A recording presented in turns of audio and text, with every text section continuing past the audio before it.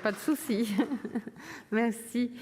Dans la suite de la discussion générale, la parole est à monsieur Gérard Lahellec pour le groupe communiste, républicain, citoyen et écologiste et pour 5 minutes, chers collègues.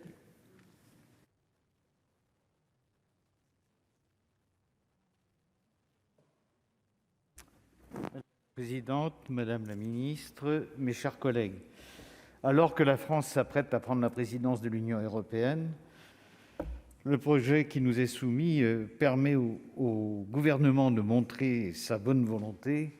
Eh bien, nous en prenons acte. Pour autant, je souhaiterais formuler quelques remarques. Tout d'abord, quelques remarques sur la forme. Nous regrettons, nous aussi, les habilitations systématiques à légiférer par voie d'ordonnance. Cela a été rappelé tout à l'heure par un certain nombre d'intervenants. Je ne m'y attarderai donc pas.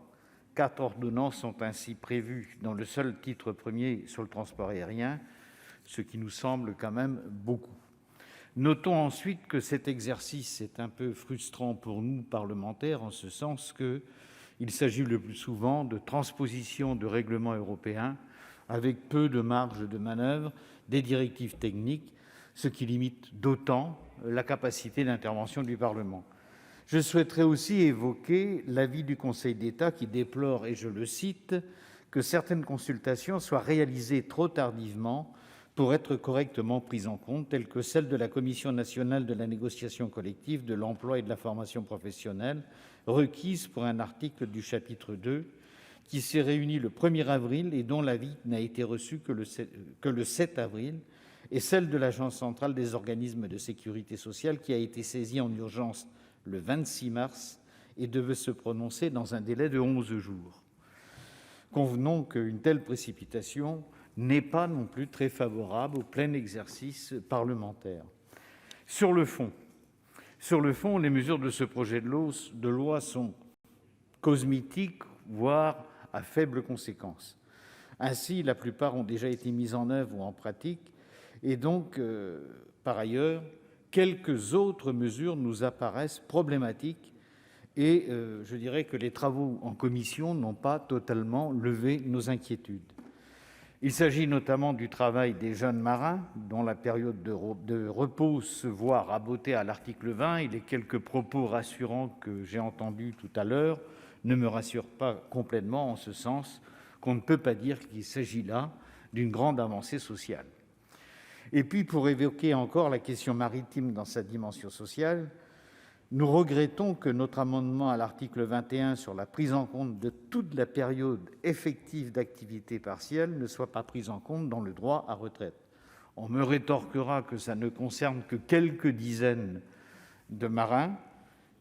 Encore faudrait-il qu'on connaisse exactement le nombre de dizaines, parce que plusieurs dizaines, ça fait toujours quelques dizaines en trop. Et si le gouvernement n'y revenait pas, les marins concernés, par ces activités partielles qui ne seraient pas prises en compte, se verraient évidemment amputer quelque part des conditions de leur droit à retraite à 55 ans. Et s'agissant des calculs que j'ai produits moi-même, je fais observer quand même que la moitié des marins concernés sont aussi des marins bretons. Vous comprendrez donc l'attention toute particulière que je porte à ce dossier, sachant par ailleurs que l'essentiel de ceux-ci exercent leur activité professionnelle à la Brittany Ferries, qui connaît d'autres difficultés et d'autres problèmes par les temps qui courent. Certes, des dispositions récentes ont été prises, mais il ne demeure pas moins que là aussi, les conditions sont très particulières et la catégorie des marins a quand même été un peu quelque part la catégorie sociale un peu oubliée dans les dispositions qui ont été retenues dans le cadre de cette crise Covid. Concernant le secteur aérien, nous regrettons le passage d'un régime d'autorisation à un régime déclaratoire pour les activités aériennes. Et puis enfin, nous considérons qu'il y a un certain nombre de dispositions sécuritaires zélées qui apparaissent dans ces transpositions. Il apparaît qu'elles ont tendance quand même à être motivées, celles-ci, par une volonté de pénaliser les actions citoyennes autour notamment de ces plateformes aériennes. Enfin, les problématiques du détachement et du cabotage sont évoquées, mais les mesures proposées sont extrêmement faibles pour répondre aux enjeux de rééquilibrage modal et confirment donc la concurrence assez déloyale de la route, faute, là encore, de moyens au sein des directions concernées pour faire respecter la réglementation déjà bien faible. Mes chers collègues, pour l'ensemble de raisons, et nonobstant le travail assez exhaustif qui a été conduit par monsieur le rapporteur, nous ne voterons pas cette transposition, nous nous abstiendrons sur ce texte. Merci de votre attention. Merci.